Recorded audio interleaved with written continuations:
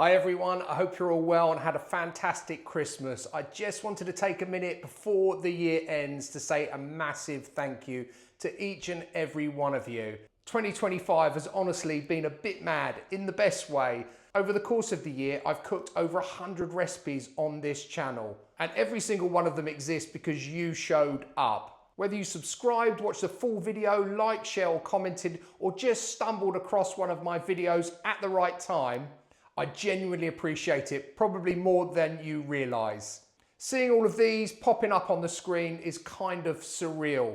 Some were quick weeknight meals, some were a little bit more in depth, some worked perfectly, and some taught me a lesson. But every single one was cooked, filmed and shared with the same goal: make good food at home without the fuss. If you've been here since the start, thank you for sticking with me. If you're new to the channel, I'm really glad you found your way here. And if you've ever taken the time to leave a comment, ask me a question, or told me that you've cooked one of my recipes, that stuff genuinely keeps me going. So as we head into the end of the year, I just want to wish each and every one of you a happy new year.